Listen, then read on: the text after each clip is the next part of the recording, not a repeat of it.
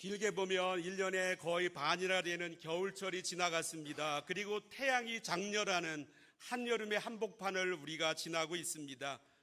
어쩌면 이 시기는 1년의 황금기입니다. 그래서 많은 이들이 짧게라도 여행을 가고 싶어 합니다. 어디로들 많이 떠납니까? 최소한 남이 가본 곳이라면 나도 한 번쯤은 찾아가고 싶어 합니다. 만약에 그렇지 못하면 낙오된 것처럼 느껴지기도 합니다. 뿐만 아니라 남들에게 보이기 위해서도 여행을 떠납니다. 그때 반드시 하는 것이 있습니다. 페이스북이나 인스타그램 등의 멋진 사진을 올리는 것입니다. 그런데 가장 진지한 여행가는 탐험하는 사람들입니다. 다른 사람들이 거의 가지 않는 곳을 찾아서 그곳을 가봅니다. 세상에서 가장 탐험이 안 된 곳이 어디겠습니까? 예를 들면 저 북극이나 남극, 또 가장 높은 산 에베레스트, 혹은 저 바다의 가장 깊은 해저일 수도 있습니다. 그런데 가장 탐험이 안 된 곳은 바로 사람의 마음입니다. 10길 물속은 알아도 한 길 사람 속은 모른다는 속담이 있습니다. 마음처럼 사람들이 들여다보지 못한 곳이 달리 없습니다. 참으로 마음은 신비한 곳입니다. 그래서 고대의 현인들은 마음 탐구에 온 정열을 다해. 그런데 마음만큼이나 어쩌면 마음보다 더 신비로운 곳이 있습니다. 그곳은 바로 교회입니다. 우리 주변에 교회가 참 많이 있습니다. 그리고 교회 생활을 오래 하기도 합니다. 그럼에도 불구하고 많은 이들이 교회에 대하여 너무나 피상적인 생각을 합니다. 때로 교회에 대하여 오해를 하기도 합니다. 왜냐하면 정말로 탐험이 안 된 곳이 바로 교회이기 때문입니다. 그래서 예수님은 오늘 두 번째로 읽은 본문에서 교회의 본질 중에 한 면을 말씀하고 있습니다. 우리는 마태복음 13장에 나오는 천국 비유를 주일마다 쭉 이어서 나누고 있습니다. 순서로 치면 오늘이 7번째 비유입니다. 47절 말씀을 제가 읽어보겠습니다. 또 천국은 마치 바다에 치고 각종 물고기를 모으는 그물과 같으니, 오늘 주신 예수님의 비유는 아마도 갈릴리의 바닷가를 중심으로 어부들이 고기잡이하는 모습, 그물을 내렸다가 당기는 모습들을 직접 보시면서 하신 말씀이라 생각됩니다. 오늘 본문의 말씀에 제목을 붙이자면 그물 비유이고, 혹은 조금 더 자세히 말하면 물고기를 모으는 그물 비유입니다. 예수님은 왜 교회를 각종 물고기를 모으는 그물과 같다고 말씀하고 계십니까? 현실 교회는 불완전하기 때문입니다. 어떻게 불완전합니까? 첫 번째로 교회는 다양한 사람들이 모이는 곳입니다. 한 사람이 바다에 그물을 내렸습니다. 그런데 거기에 한 종류의 물고기만 들어있지 않았습니다. 온갖 종류의 물고기들이 다 그곳에 모였습니다. 제가 47절을 다시 한번 읽어보면, 또 천국은 마치 바다에 치고 각종 물고기를 모는 그물과 같으니, 그리고 영어 번역본 NIV, New International Version이 그 화면의 아랫부분에 약간 작은 크기로 되어 있는데, 그 세 번째 단에 이렇게 되어 있습니다. All kinds of fish. All kind of fish. 모든 종류의 물고기들. 이게 바로 교회입니다. 교회는 각종 물고기가 함께하는 곳입니다. 한국 교회에서 아주 오래된 역사를 가진 교회 중에 하나가 서울 종로구 인사동에 위치한 승동교회입니다. 이 승동교회는 1893년 세뮤얼 무어라고 하는 미국인 선교사님이 들어온 다음에 1892년에 들어와서 1893년 16명의 교인들과 함께 시작한 교회입니다. 그때 함께 하던 교인들은 전부 양반들이었습니다. 그러던 어느 날 무어 선교사의 전도를 받아 백정 출신 박성춘이라는 사람이 교회에 들어왔습니다. 이 박성춘은 1862년 서울 관운동이 백정들이 사는 마을이었는데 거기에서 태어났습니다. 아시다시피 한국에서는 당시 포졸, 광대, 고리장, 무당, 기생, 갑바치, 그리고 맨 마지막에 백정 7,000반 7부류의 아주 천한 무리들이라고 불리우는 하류 계층이 있었습니다. 그 중에서도 백정은 인구 조사에도 들어가지 않았습니다. 거주 지역도 제한되었습니다. 상투를 올릴 수도 없었습니다. 망건이나 갓을 쓰는 것도 금지되었습니다.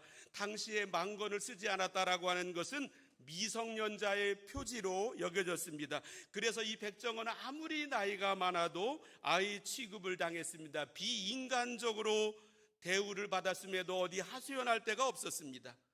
백정의 아들로 태어나 백정의 딸과 결혼하여 아들을 낳은 이 박성춘은 그 아들 봉출이를 자기의 신분으로 살게 하고 싶지 않은 뜨거운 열망 가운데 당시에 있었던 천주교 학교를 보냈습니다. 그런데 거기 학비가 비쌌습니다.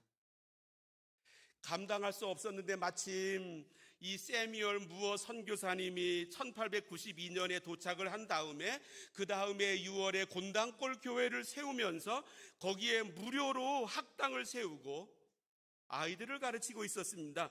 이 박성춘은 자기 아들 이 봉출이를 곤당골 학교에 예수학당에 보냈습니다. 그 다음에 1894년 동학혁명이 일어나고 청일전쟁이 발발하였습니다. 수많은 사람들이 죽어나갔는데 시신을 제대로 처치하지 못하면서 전염병 콜레라가 창궐하게 되었습니다. 이때 박성춘도 콜레라 전염병에 걸려 거의 죽게 되었습니다. 그 아들 이 봉출이는 예수교 학당에 다니고 있었는데 학교에 가서 교장 선생님 세뮤얼 무어 선교사님에게 말했습니다. 그러자 이 세뮤얼 무어 선교사님은 제중원 고종 황제와 양반들을 서양 의학으로 치료하던 제중원 담당 의사 에비슨 선교사와 함께 이 집을 신방했습니다. 그리고 이 박성춘을 치료하기 시작했습니다. 완쾌될 때까지 계속 왕진하면서 돌보았습니다.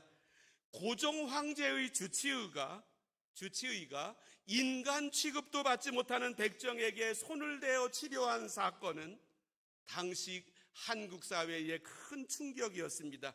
이에 감동받은 박성춘과 가족들은 곤당골 교회에 출석하게 되었고 그 다음해인 1895년 세뮤얼 무어 선교사님으로부터 세례를 받았습니다. 그런데 문제가 생겼습니다.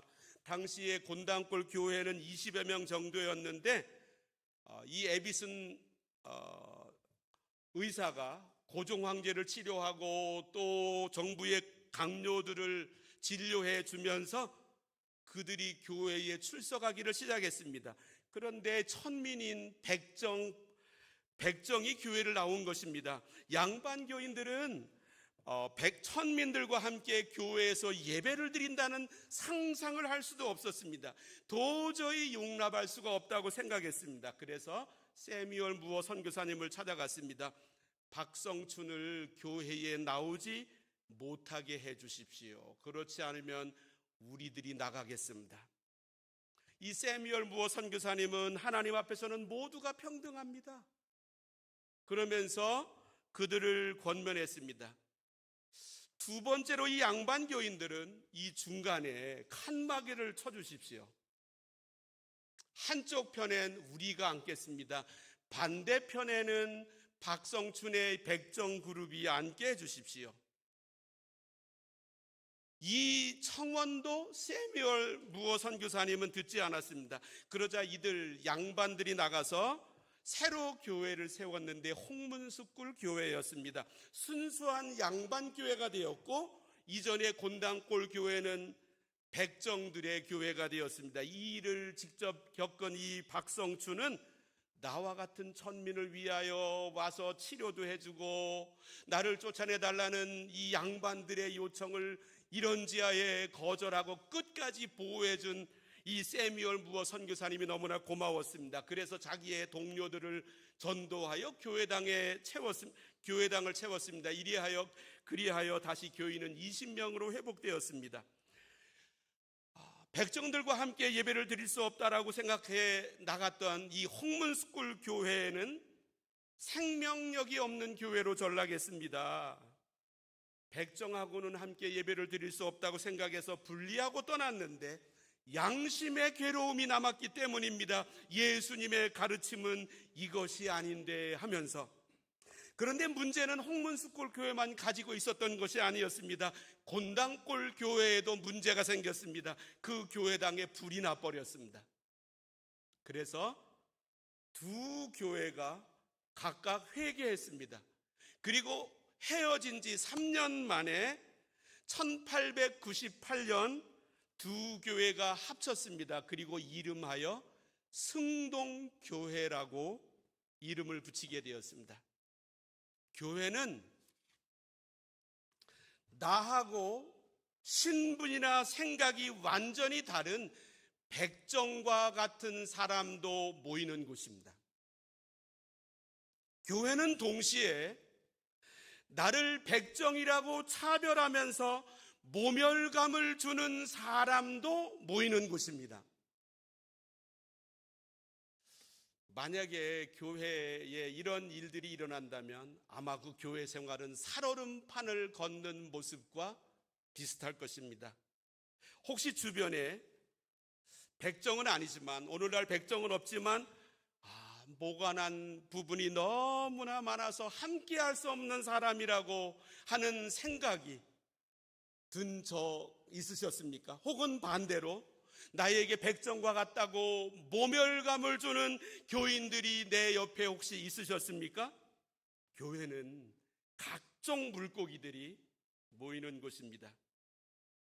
마태복음 22장을 보면 예수님은 또 다른 비유를 주셨는데 왕의 아들의 혼인잔치 비유입니다. 왕이 아들을 이제 장가 보내게 되었습니다. 그래서 잔치를 성대하게 베풉니다. 그때 이 왕은 자기의 신하들을 길거리 가장 번화한 사거리에 가서 술주정뱅이거나 불구자이거나 악한 사람이거나 선한 사람 할 것 없이 가리지 말고 모두 다 데리고 와서 이 자리를 채우라고 명령했습니다. 그러면서 한 가지만 하면 된다고 준비해 준 이 예복만을 입고 온다면 누구든지 여기에 와서 이 왕의 아들 혼인잔치에 참석할 수 있다라고 말했습니다. 여기에 말하는 예복은 예수님의 이름을 믿는 이 믿음을 가리킵니다. 찬송가 520장은 이렇게 고백하고 있습니다. 듣는 사람마다 복음 전하여 복스러운 소식 두루 퍼치세 모든 사람에게 전할 소식은 어느 누구나 오라. 후렴은 어느 누구나 주께 나오라. 어서 와서 주의 말씀 들으라. 하늘 아버지가 오라 하시니 어느 누구나 오라. 이 얼마나 대단한 초청이겠습니까? 두 번째로 교회는 거룩함과 속됨이 공존하는 곳입니다.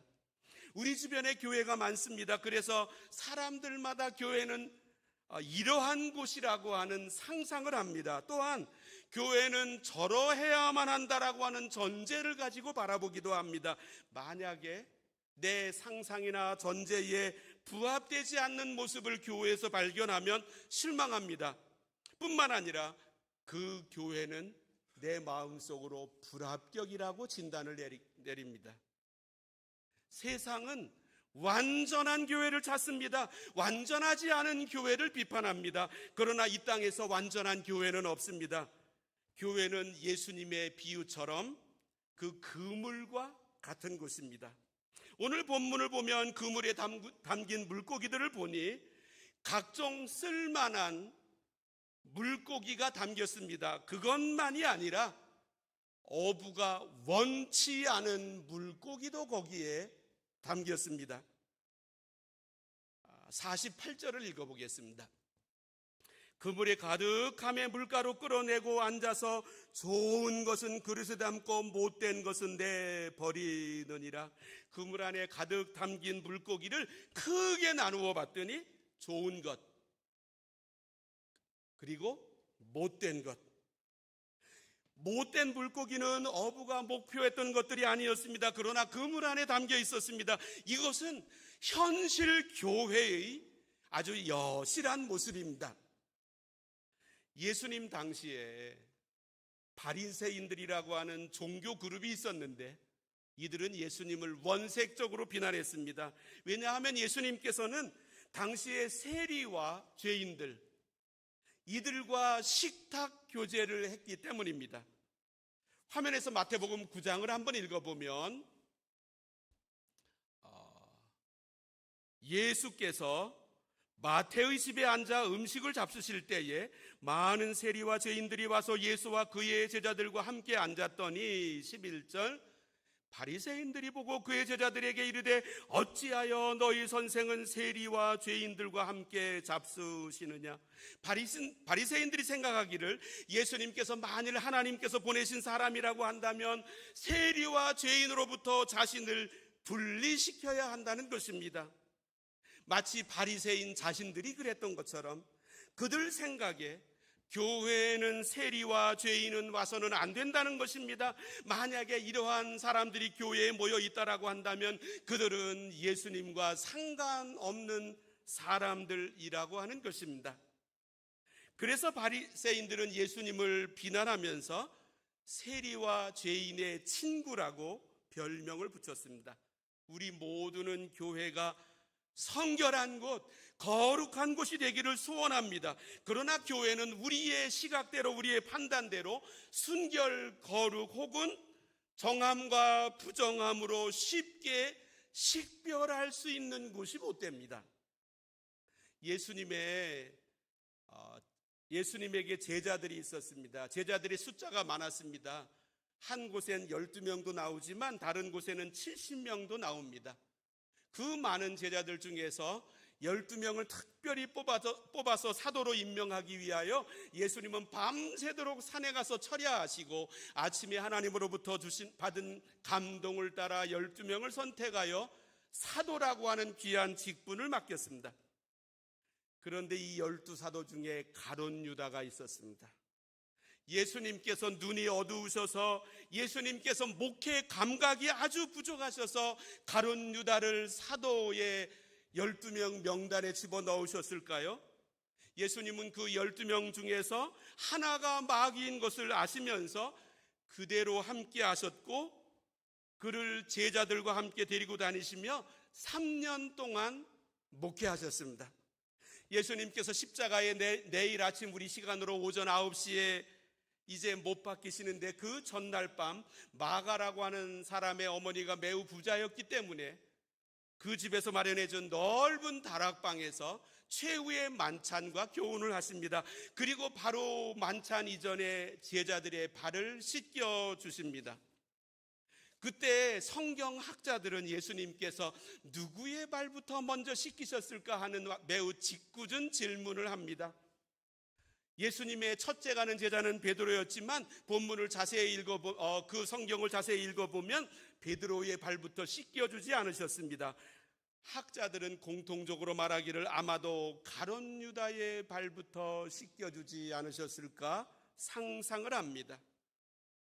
그 자리에서 예수님 말씀하십니다. 너희가 깨끗하나 다는 아니니라. 가룟 유다를 의식하신 말씀입니다. 교회는 거룩한 곳입니다. 뿐만 아니라 거룩해야 할 곳입니다. 그러나 현실 교회는 절대로 이렇지 않습니다. 교회는 소위 오늘 읽은 본문에 의하면 좋은 물고기와 못된 물고기가 다 들어있는 곳입니다. 오래전에 신학자 오리진, 영어 이름으로 오리겐이라고 하는 신학자는 교회는 몸의 병원이 아니라 교회는 영혼의 병원이다. 스스로는 치료할 수 없는 불치의 영혼의 병을 가진 환자들이 모인 곳이다. 우리 교회는 영적인 병원임이 틀림이 없습니다. 너무나 중한 영혼의 병이 들어서 스스로 치료할 수 없는 사람들이 모인 곳입니다. 따라서 이러한 사람도 있을 것이고 저러한 사람도 있을 것이라고 하는 이 현상을 다 당연히 받아들여야 합니다. 그래서 교회는 세상 사람들이 꺼리는 곳이기도 합니다. 그렇지만 교회를 이상주의적인 시각에서 바라본다라고 한다면 우리 예수님의 설계도에서 완전히 벗어난 오해를 하고 있는 것입니다. 교회 안에는 좋은 것도 있고 좋지 않은 것도 있습니다. 좋은 것으로만 구성된 교회는 이 세상에 존재하지 않습니다. 교회는 예수님만 계시는 곳이 아닙니다. 뿐만 아니라 우리의 판단으로 좋은 것과 못된 것을 가릴 수 없습니다. 이것은 하나님만의 영역입니다. 하나님만이 아시기 때문입니다. 내가 지금 누구누구를 가리켜서 좋은 것 혹은 좋은 사람이고 누구를 향하여 못된 사람이라고 지금 결론을 내릴 수가 없습니다. 그를 제거할 수도 없습니다. 이것은 나에게 맡겨진 일이 아닙니다. 세 번째, 교회는 하나님의 때까지 기다리는 곳입니다. 예수님의 비유에서 어부들은 이제 그물을 다 끌어올립니다. 그 다음에 좋은 물고기와 아주 불필요한 못된 물고기 분류 작업을 하고 있습니다. 이 분류 작업은 예수님 말씀에 세상의 마지막 때에 이루어질 것이라고 말씀하십니다. 48절을 읽어보겠습니다. 그물에 가득함에 물가로 끌어내고 앉아서 좋은 것은 그릇에 담고 못된 것은 내버리느니라. 49절, 세상 끝에도 이러하리라. 천사들이 와서 의인 중에서 악인을 갈라내어 50절 풀무불에 던져 넣으리니 거기서 울며 이를 갈리라. 세상의 끝이 되면 하나님의 천사들이 와서 의인과 악인을 갈라내십니다. 그리고 악인을 풀무불에 던지십니다. 지옥은 기독교 미술가들이 상상에 의하여 그림을 그려놓은 곳이 아닙니다. 예수님은 정말로 진지하게 지옥은 영원히 불타는 곳이라고 말씀하고 계십니다. 예수님 비유 중에 부자와 거지 나사로의 비유가 있는데 이 땅에서 부자로 살았던 그 사람은 거지가 아브라함의 품 낙원 천국에 있을 때에 불타는 지옥에 있다라고 예화 속에 말씀하셨습니다. 세상 끝에 하나님의 천사들이 와서 이렇게 골라냅니다. 왜 하나님은 처음부터 내가 교회 생활하기 전부터 교회 안에서 이 분류 작업을 하지 않으실까요? 그리고 왜 하나님은 우리들에게 그 분류 작업을 맡기지 않으시고 하나님께서 직접 혹은 천사들을 통하여 하십니까? 지금은 기다리는 시간이기 때문입니다. 사도 베드로는 우리 금요 예배마다 베드로 전서를 나누고 있는데 베드로 전서 3장에서 이렇게 말씀합니다. 베드로 전서 3장을 열어주실까요?